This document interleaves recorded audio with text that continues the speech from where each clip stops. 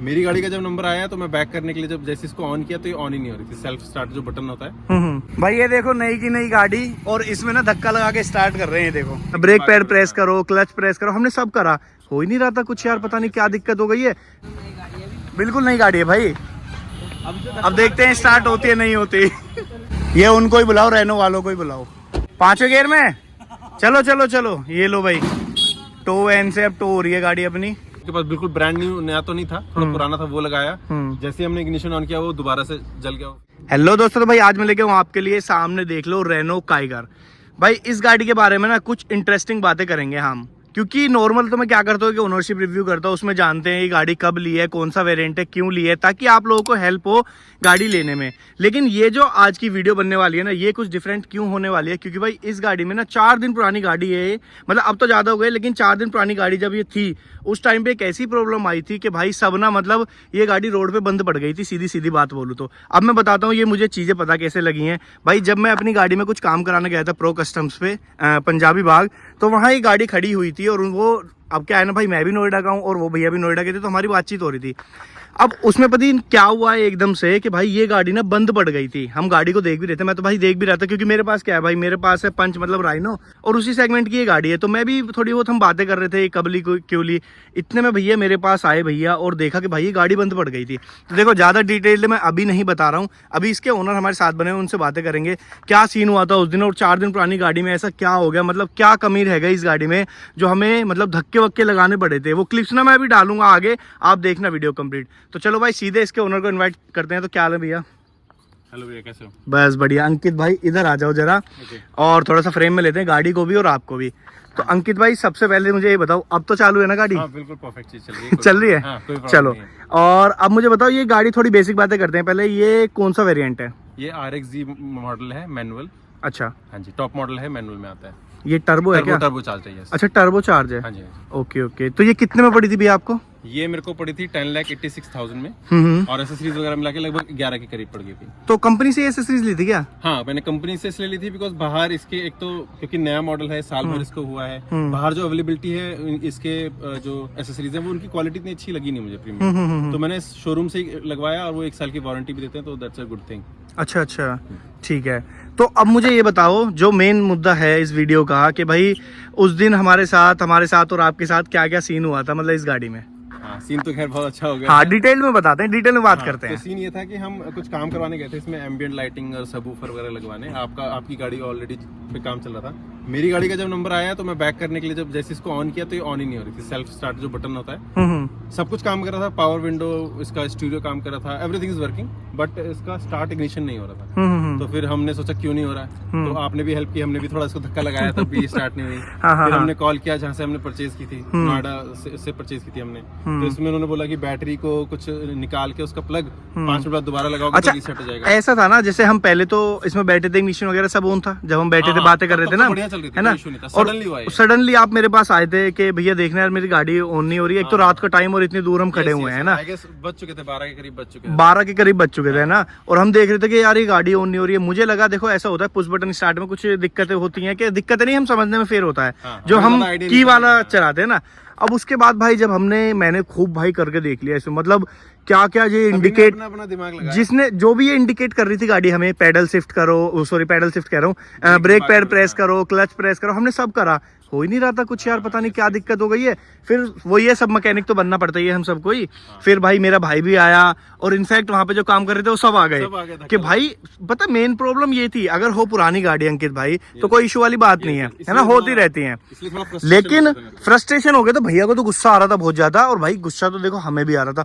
भाई number plate अब आपको दिख रही होगी, अभी ना मैं क्लिप डालता हूँ और आप वो क्लिप देखो जरा, और फिर देखना कि उसके बाद बात करते हैं। आप क्लिप देखो, उसमें ना हमने कैसे कैसे धक्का लगाया और बातें कर रहे हैं अंकित भाई से। भाई ये देखो नई की नई गाड़ी, और इसमें ना धक्का लगा के स्टार्ट कर रहे हैं, देखो देख के बिल्कुल नई गाड़ी है भाई। अब देखते हैं स्टार्ट होती है नहीं होती। चलो वही है भैया, कोई सॉफ्टवेयर इश्यू है इसका, ऐसे नहीं है, बैटरी ड्रेन नहीं हुई है इसकी। साइड लगा लो, साइड।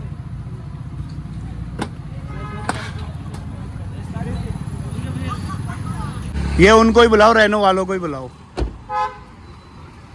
अभी कब लिया है तुमने? 31 तारीख को। 31 तारीख को लिए। आज 6 तारीख को। धक्का क्यों लगा रहे हो? फोन करो सीधा कंपनी वाले। हाँ वही तो कह रहा हूँ, क्यों धक्का मार रहे हो? तो भाई देखो गाड़ी में धक्का वगैरह जितना भी लगाया था कोई कामयाब नहीं हुआ है। बाकी रेनो से बंदे आए हैं और भैया बहुत देर तो यहीं खड़े रहे हैं, इन्होंने चेकअप भी कर लिया सारा, कोई समझ में आया नहीं है। मतलब वो है ना सेल्फ ले रहा था, फ्यूज उड़ रहा था है ना, तो वो इशू हो रहा था। बाकी अब जो है ना रेनो वाले ने टो करने के लिए गाड़ी भेज दी है, टो वैन आ गई है। ये है कि गाड़ी ना एक बार भैया ने ना धक्का लगवा के स्टार्ट कर दी थी और ये कह रहे थे घर जा सकते हो, बट हम इसलिए नहीं गए क्योंकि ऐसा भी हो सकता है भाई रास्ते में बंद हो गई, दिक्कत हो गई, तो हमने सोचा कि टो ही करा देते हैं। तो फिर भैया ने बोला है उनको, कंपनी मतलब भैया ने भी बात करी थी और ये टो वैन आई है और अब सीधा गाड़ी टो होकर जा रही है सर्विस सेंटर 5वें गियर में। चलो चलो चलो, ये लो भाई टो वैन से अब टो हो रही है गाड़ी अपनी। अरे बिल्कुल शेयर करूंगा मैं। भैया देख लो ओनर क्या, ओनर मजे देखो कितने ले रहे हैं, ये वीडियो दे देना मुझको। अच्छा एक्सपीरियंस मिल रहा है। अच्छा एक्सपीरियंस मिल रहा है। पता लग रहा है रहना कितना हेल्प करता है। ये देखो अभी नंबर भी नहीं आया इसका। कितना 4-5 दिन हुए? हाँ ये 31 तारीख को ली थी, 5 दिन हो गए।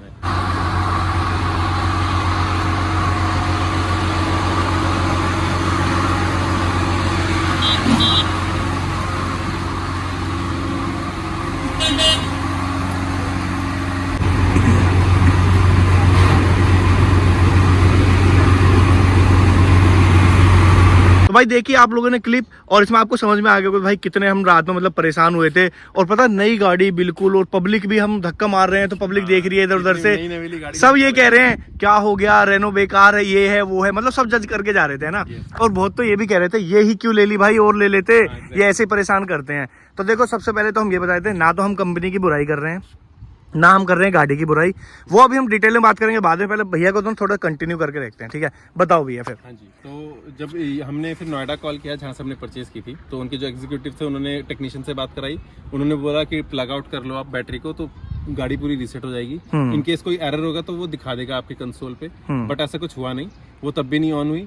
फिर उन्होंने बोला कि जो RHA जो इनका नंबर है हिल स्टेशन, इन्होंने हमसे माइनस पॉइंट हटाने के लिए बोला था ना बैटरी का। हाँ, 15 मिनट के लिए। 15 मिनट के लिए। तो वो हमने अपनी तरफ से जो उन्होंने बोला वो करके देखा। फिर एट द एंड यही हुआ, जो उनका RHA नंबर होता है, रोड असिस्टेंट हेल्पलाइन, उस पे हमने कॉल किया, तो I guess within 30 minute technician आ गए। उन्होंने कार ओपन करी तो यहाँ पे कोई फ्यूज होता है वो जल गया था, तो उन्होंने नया फ्यूज लगाया। उनके पास बिल्कुल ब्रांड न्यू, नया तो नहीं था, थोड़ा पुराना था, वो लगाया। जैसे हमने इग्निशन ऑन किया वो दोबारा से जल गया वो फ्यूज। तो फिर उन्होंने बोला कि हम धक्का लगा के स्टार्ट कर देते हैं। फ्यूज लगा के धक्का लगा के स्टार्ट हो गई। फिर उन्होंने बोला आप घर जा सकते हो इसको लेके। तो हम खुद नहीं गए। मैंने कहा भी बीच में इतने सारे स्पीड ब्रेकर आते हैं, ट्रैफिक होता है, मे भी शायद वो मैं थोड़ा सा डिस्क्राइब करता हूँ, उसमें मुझे मजा आएगा क्योंकि मैं वहाँ मजे ले भी रहा था। मेन बात क्या थी, जो उनका टेक्नीशियन आया था ना भाइयों, तो उसमें क्या था ना, उन्होंने एक बार तो स्टार्ट कर दिया। ऐसा हो रहा था यहाँ पे होता है भाई फ्यूज, ठीक है, और 30 नंबर लिखा हुआ था, पता नहीं क्या लिखा हुआ था उस पे। उन्होंने बोला जैसे हम सेल्फ ले रहे हैं स्टार्ट, तो मतलब सेल्फ लेने पे वो फुक रहा था, है ना, डैमेज हो रहा था वो बिल्कुल वहां से, मतलब कुछ भी हो। ज्यादा फ्यूज थे भी नहीं, और ज्यादा फ्यूज उनके पास भी नहीं थे ना, 2 या 3 थे बस, वो आखिरी फ्यूज था उनके पास, वो आखिरी था। तो 2 बार तो चेक में चला गया, तीसरी बार में उसे समझ में आया कि यार ये ना फ्यूज जा रहा है। फिर ऐसा हुआ कि उसने बोला धक्का मार लो, इस बार फ्यूज लगाता हूँ, हम सेल्फ नहीं मारेंगे, धक्का मार लेते हैं। मैंने कहा चलो भाई धक्का लगवा लो, हम तो जब भी 2-3 बार मार चुके हैं धक्का। धक्का मारने पे स्टार्ट हो गई और वो भाई साहब उतरे और कहने लगे अब आप इसे ले जाओ। मैंने कहा ले जाओ मतलब? कह रहे कि भाई अब इसे ले जाओ, स्टार्ट हो गई है। मैंने कहा भाई ऐसे ले जाएंगे, ये बंद हो गई? कह रहा कोई बात नहीं, ऐसे ही हो रहा था ना अंकित भाई। कह रहा कि हम तो हैं ही, दोबारा आ जाएंगे। मैंने कहा यार एक बात बताओ, पंजाबी बाग से मैं ग्रेटर नोएडा जाऊंगा, अगर रास्ते में बाय चांस ये गाड़ी बंद हो जाती है तो कैसे करेंगे? कह रहे तो आप तो जाओगे ना अपनी गाड़ी साथ लेके। मैंने कहा भाई अब ये बताओ मजे लेने वाली बात है या नहीं है? टेक्नीशियन भी काफी फनी था। टेक्नीशियन भाई सच में देखो सपोर्टिव बहुत था वो बंदा, है ना, और दिलदार भी था, सपोर्टिव भी था। बस उसकी एक ही कमी लग रही थी, वो जो हमसे कह रहा था ना स्टार्ट कर दिया ले जाओ आप, वो चीज मुझे समझ नहीं आई थी। फिर भाई बहुत देर तक ना वो बैठा रहा हमारे साथ। हम गाड़ी लेके नहीं गए भाई, लेके जाने का मतलब क्या बनता है भाई? अगर मान लो जाम में भी होते, अब ये तो है नहीं मेरी गाड़ी इससे बंधी हुई है, पीछे पीछे चले, मैं होता थोड़ी दूर भी तो ये तो परेशान हो जाते अगर बंद हो जाती। फिर हमने सोचा चलो एक काम करते हैं, जब गाड़ी भाई लेके तो हमें जानी नहीं है, ट्रायल कर लेते हैं, एक बार बंद करके दोबारा देखते हैं क्या पता हो जाए। वो फिर हुई नहीं थी, है ना, मतलब वो रिसोल्व तो हुआ ही नहीं था कुछ भी, है ना, बार बार वो फ्यूज जो है फूक रहा था। तो फिर हमने बोला कि ठीक है आप क्रेन मंगा लीजिए, तो उन्होंने क्रेन मंगाई, तो आई गेस वो भी 30-40 मिनट्स में आ गई थी, और फिर इसको टो करके ऊपर रख लिया था। वो वीडियो है आपके पास? हाँ। तो फिर वो इजीली ले गए थे, पेपर वर्क जो भी था, सिग्नेचर वगैरह लिए, और चाबी मैंने उनको हैंड ओवर कर दी। तो वहाँ पे मोती नगर में एक रेनो का शोरूम है, ये उसको वहाँ पे ड्रॉप किया था, और मेरे लिए उन्होंने कैब करा दिया था। अब कैब में भी सीन ये हुआ था कि जो इनका उबर के साथ वो है टाई अप है। तो ओला के साथ तो नहीं, उबर के साथ है। तो उबर में इन्होंने पहली बुक करी, उसने कैंसिल कर दी। उससे जब देखा कि भाई पंजाबी बाग से इन्हें ग्रेटर नोएडा जाना है, बीच में टोल भी पड़ता है, एक स्टेट से दूसरे स्टेट जाना है, रात के वक्त लगभग 2-2:30 बज रहे थे, तो उन्होंने मना कर वो कैंसिल कर दी। उबर वाले ने ना, उबर वाले ने दोबारा उन्होंने बुक किया, फिर वो कैंसिल कर दी। दोबारा जो उन्होंने बुक किया वो बंदा मेरे पास आया और मुझसे कैश मांगने लगा। तो मैंने उनको बताया कि रेनो वाले ने ऑलरेडी प्रीपेड पेमेंट कर दी है। उसने बोला आप बात करके देख लो। मैं रेनो को फोन मिलाया, वो तब तक भाग गया। तो जो उबर वाले थे उनका बिहेवियर थोड़ा सही नहीं लगा। तो प्लीज उबर अगर आप सुन रहे हैं तो प्लीज इस चीज का ध्यान दें कि जो ड्राइवर है वो इस एटलीस्ट ऐसी सिचुएशन पे तो लोगों को डिच ना करे। बट फिर भी रेनो वालों ने काफी सपोर्ट किया। उन्होंने बोला आप खुद अपनी कोई कैब कर लीजिए, वो हम मेरे को रिम्बर्स कर देंगे बिल को। तो मैंने अपना कैब किया, मेरा जो 1100-1200 का बिल था उन्होंने वो रिम्बर्स कर दिया। अच्छा, मतलब जो आपने कैब की थी उन्होंने बोल दिया कि हम आपको दे देंगे, बिल शेयर कर दीजिएगा, हम आपको रिम्बर्स। तो आपने बिल शेयर किया और उन्होंने दे दिया। मैक्सिमम वैसे वो 1000 रुपए ही करते हैं। अगर आपका 1100 रुपए भी आया है तो कोई नहीं, बट ऐसी सिचुएशन में अगर इतनी भी हेल्प मिलती है तो अच्छा रहता है। देखो सबसे पहली बात तो ये है भाई, देखो मैं भी बोलता हूँ और अंकित भाई भी यही बोलना चाहेंगे। देखो नई गाड़ी है, सही बात है, 4 दिन में बिगड़ गई है, कोई दिक्कत नहीं है, मशीनरी है ना, कभी भी कुछ भी हादसा हो सकता है, छोटी मोटी चीजें हो जाती हैं, इलेक्ट्रॉनिक्स का कोई भरोसा नहीं होता। तो मैं भाई देखो ऐसा नहीं है, सच बता रहा हूँ, मेरा कोई ये वाला सीन नहीं है कि मुझे कोई ऐसी, देखो ये बहुत अच्छा, बहुत बंदों के लिए ऐसा कंटेंट था कि ना इसमें खाल उतार सकते थे, है ना, कि ये क्या वो क्या। लेकिन मैं सीधी सिंपल बात करता हूँ, मशीनरी भाई वो भी अपना काम कर रहे हैं, गाड़ियां बेच रहे हैं, लेकिन दिक्कतें तब आती हैं, वीडियो बनाने का मतलब और बुराइयों करने का मतलब तब होता है अगर वो बंदे हमें सपोर्ट नहीं करते या हमारे साथ कोऑपरेट नहीं करते, है ना। अगर हम परेशान होते ना थोड़े से भी, तो हम ये कहते कि यार ये क्या कर दिया, वो करते रहे, मतलब फिर वो ये फिर तो अपना हम वीडियो बनाते रहते, और बनानी जायज भी थी, क्योंकि अगर दूसरा बंदा आपको कभी भी खराब हो सकती है। बात आती है कि आफ्टर सेल सर्विस कैसी है। आफ्टर सेल सर्विस तो 2 साल जब आप कार खरीदते हो तो 2 साल की वारंटी मिलती है। 2 साल आपको पूरे ऑल ओवर इंडिया में आपको असिस्टेंट मिलता है। मैंने एक्सटेंडेड वारंटी किया था, 2 साल और मिल गया। तो यानी कि अगले 4 साल तक मैं टेंशन फ्री हूँ। मेरी गाड़ी कहीं भी ब्रेक डाउन होगी, वो गाड़ी लेके जाएंगे, मुझे घर छोड़ के जाएंगे, और अगले दिन नेक्स्ट डे में जो मोती नगर का रेनो था उनसे कॉल आई मेरे को कि आपकी गाड़ी रेडी हो गई, हमने डायग्नोस कर लिया है, हमको प्रॉब्लम जो है रेप्लिकेट नहीं हो रही है, बट फिर भी हमको एक कपलर लूज लगा, हमने वो नया डाल के फिक्स कर दिया है। आप गाड़ी चाहे आप ले जाओ, आप बोलो हम घर पे छोड़ जाएंगे। अच्छा, मेनली प्रॉब्लम थी क्या, मतलब ऐसा क्या हुआ था फिर? एक्चुअली इसमें फ्यूज तो था नहीं, तो उन्होंने नया फ्यूज लगाया, ऑन किया, वो पहली बार में ऑन हो गया। मैंने उनको बताया कि जी फ्यूज जो है बार बार जो है ब्लो कर रहा था, वो खराब हो रहा था। उन्होंने बोला ठीक है, हम कंप्यूटर लगा के पूरा चेक कर लेते हैं। तो मॉर्निंग में 11 बजे कॉल आ गया था, रेडी हो गई थी कार, वो ऑलरेडी चेक कर चुके थे, बट फिर भी मेरे कहने पे उन्होंने बोला ठीक है हम इसको पूरा टेस्ट करते हैं। तो पूरा डायग्नोस करने के बाद उन्हें लगा कि जो स्टार्टर मोटर होता है उसका कोई कपलर होता है, वो उनको लूज लगा। वो सस्पिशियस था, लेकिन उससे ऐसी सिचुएशन आती नहीं है, बट फिर भी उन्होंने वो रिप्लेस करके नया लगा दिया। उन्होंने बोला सर हमने इसको कम से कम काफी चलाया, मैंने भी देखा मेरा पेट्रोल भी काफी यूज हो चुका था, बिकॉज उन्होंने शायद टेस्ट ड्राइव भी ली होगी, कई बार टेस्ट किया होगा। तो उन्होंने अपनी सेटिस्फेक्शन करने के बाद उन्होंने खुद ही, आई गेस वो यहाँ से 55 किलोमीटर दूर है, वहां से वो बंदा मेरे घर पे आके ड्रॉप करके गया गाड़ी। तो मुझे कहीं जाने की जरूरत नहीं पड़ी। बस ये है कि इस तरह की सिचुएशन में नई गाड़ी में अगर आप ऐसा होता है तो थोड़ा फ्रस्ट्रेशन होता है, बट आपको घबराने की जरूरत नहीं है, सीधा आप असिस्टेंट को कॉल करो।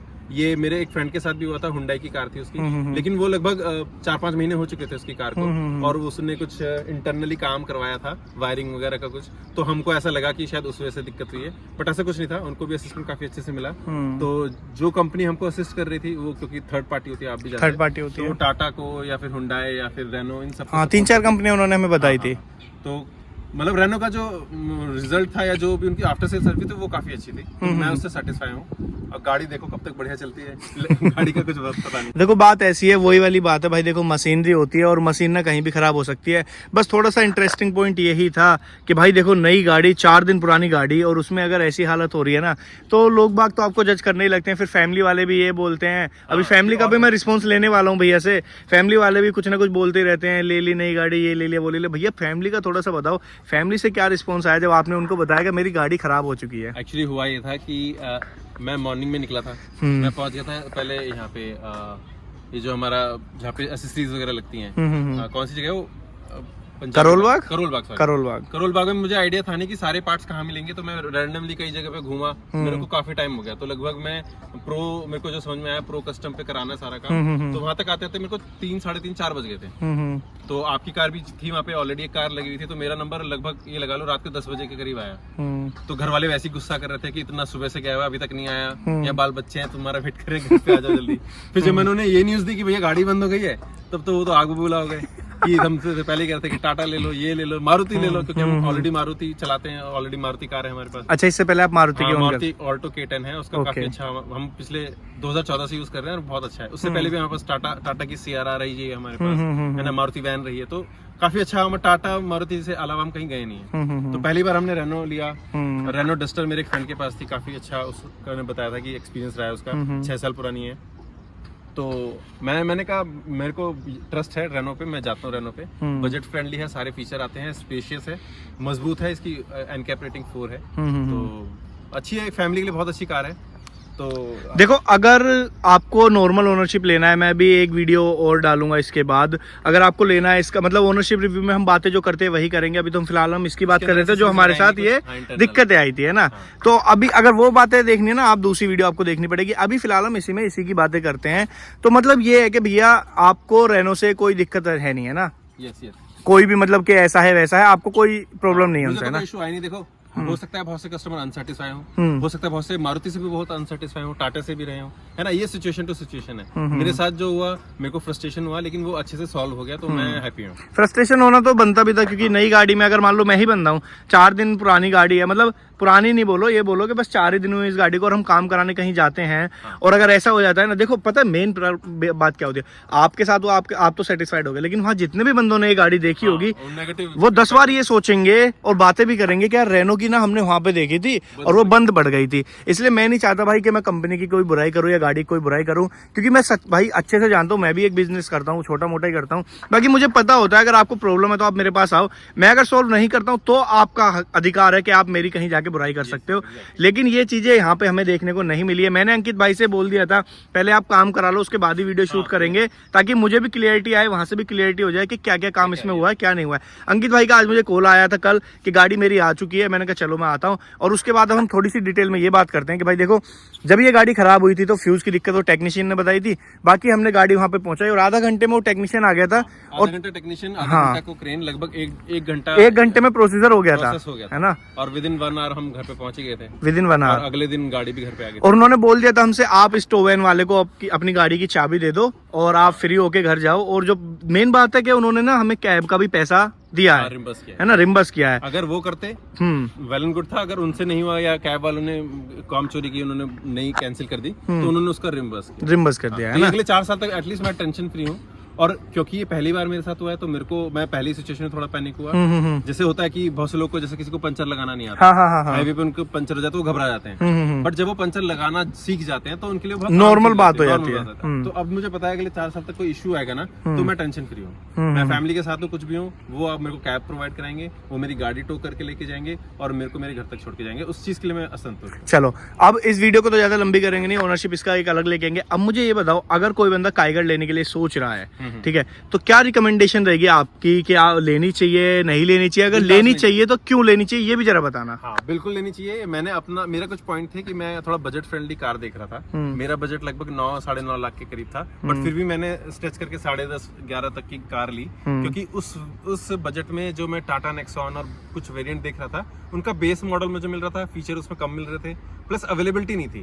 टाटा नेक्सॉन मेरा पहली प्रायोरिटी थी, सेकंड प्रायोरिटी ये थी, और फिर मैं बाकी ब्रेजा वगैरह भी देख रहा था, बट ब्रेजा वगैरह की रेटिंग नहीं आई है अभी, तो इस वजह से मैंने सेफ्टी की पर्पस से उसको परचेज नहीं किया। तो इसकी रेटिंग 4 है, बहुत अच्छी है।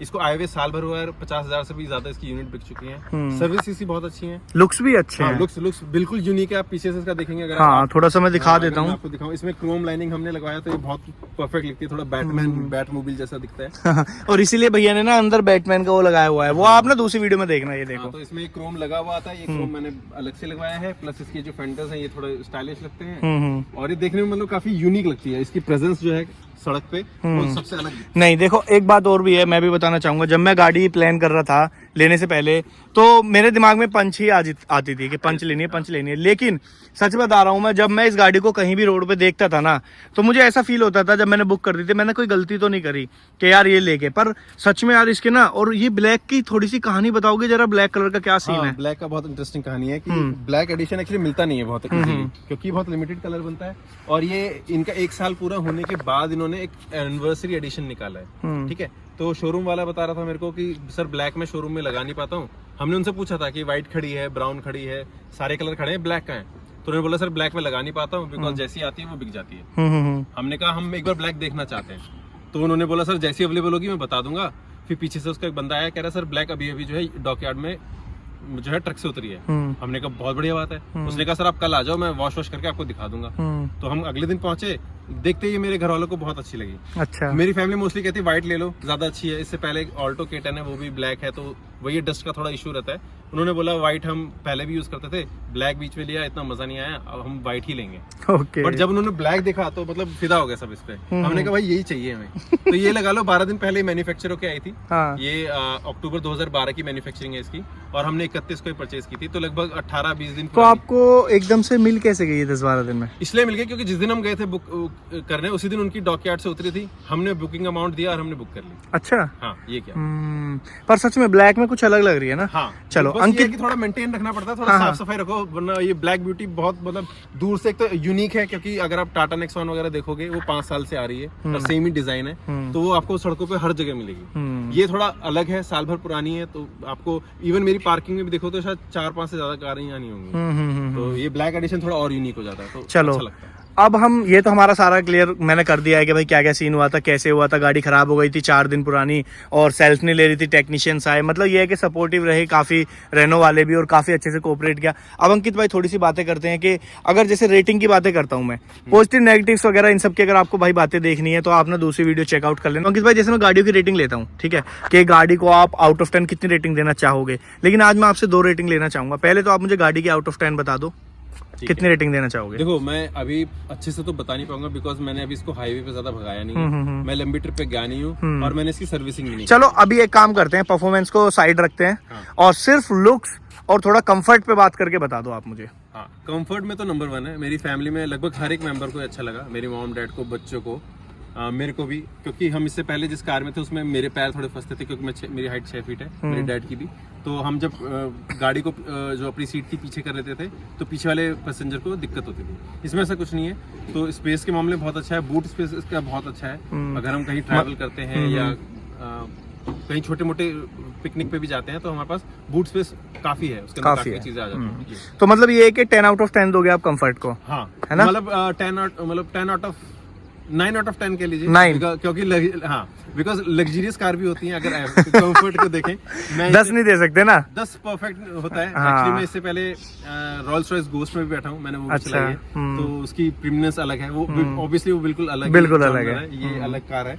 तो पैसे के हिसाब से अगर आप देखो तो 10 आउट ऑफ 10 है ना, वरना लग्जरी तो उसका कोई एंड नहीं है। हाँ, और लुक्स के मामले में 9 के मामले में तो ऑब्वियसली 10 आउट ऑफ 10 है, 10 आउट ऑफ 10 है क्योंकि ये बिल्कुल यूनिक है। और लुक्स तो देखो आपकी पसंद के ऊपर है। मेरे को टाटा नेक्सॉन भी बहुत अच्छी लगती है ना, पंच भी बहुत अच्छी लगती है ना, बहुत सी कारें हैं जो बहुत अच्छी लगती है, लेकिन ऑब्वियसली अपने सेगमेंट में उनसे काफी मस्कुलर लगती है और थोड़ा अलग हटके लगती है। और अब बात करते हैं रेनो की। आप रेनो की जो आफ्टर सेल सर्विस है और जो आपके साथ जैसा भी सीन हुआ है उसमें क्या कोऑपरेशन उनका रहा है, कैसे उन्होंने मतलब कितने सपोर्टिव रहे हैं, उस पर आप मुझे थोड़ा रैंक करो आउट ऑफ 10।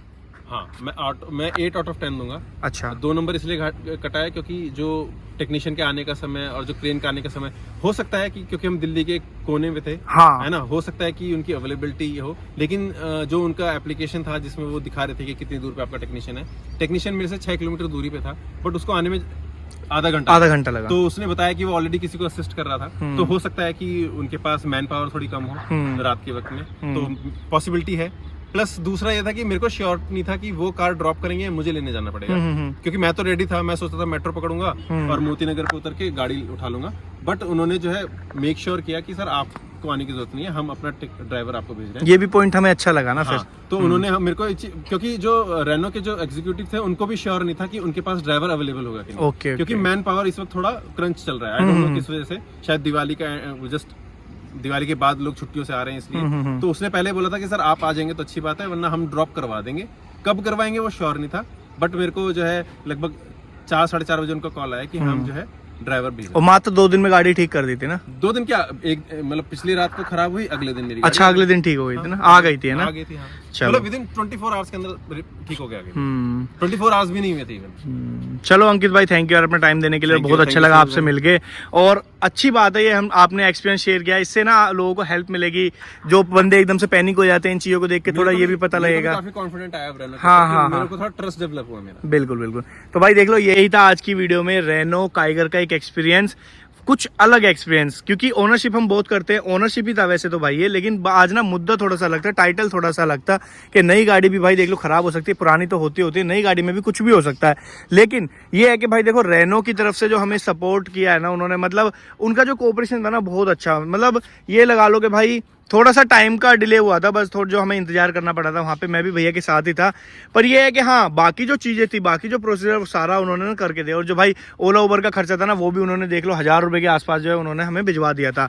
तो ये भी चीज़ें मुझे अच्छी लगी। और बाद में भी भाई देखो कॉल वगैरह आई है कि आपकी गाड़ी ठीक चले या नहीं चले, तो वो सब बातें भी मुझे बढ़िया लगी कि हाँ भाई उनका ना मतलब रेनो की जो सर्विस है ना आफ्टर सेल वो बढ़िया है। तो मतलब ये नहीं है कि भाई काइगर अब आप इस वीडियो को देख के सोचो भाई हमें नहीं लेनी, काइगर आप ले सकते हो भाई, मशीनरी है, कुछ भी हो सकता है, ये मैं बार बार बोलता हूँ, किसी की बुराई करने वाली बात नहीं होती है। अब मशीन है भाई, कुछ भी दिक्कत हो सकती है, बस मेन बात यह है दिक्कत वहाँ आती है अगर आपको कंपनी सही से भाई अटेंड नहीं करती है। तो वीडियो आपको अच्छी लगी तो लाइक करना, शेयर करना, कमेंट करना, थोड़ी सी भी इन्फॉर्मेटिव लगी तो भाई शेयर भी कर देना।